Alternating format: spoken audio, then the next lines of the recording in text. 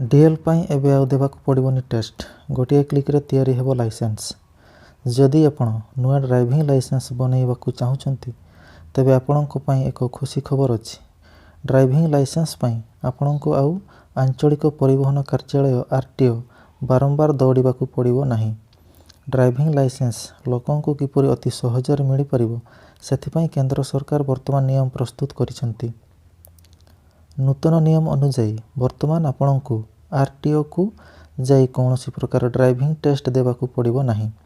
एही नियम को केंद्र सड़क परिवहन और राजपथ मंत्रालय पक्षरु सूचित करा जायछि।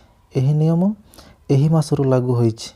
एही नूतन परिवर्तन सहित ड्राइविंग लाइसेंस पाई आरटीओ रो अपेक्षा तालिका रे रहिथिबा कोटी कोटी लोक एक बड़ आराम पाइबे। ड्राइविंग लाइसेंस पाइबाकू आरटीओ रे निजर टेस्ट को अपेक्षा करिथिबा सही आवेदनकारी को मंत्रालय पक्षरु सूचना दिया जायछि।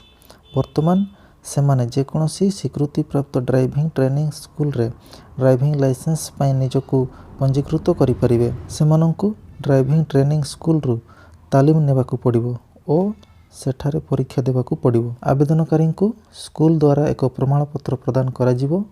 एही सर्टिफिकेट आधार रे आवेदनकारी ड्राइविंग लाइसेंस प्रदान करा जिवो।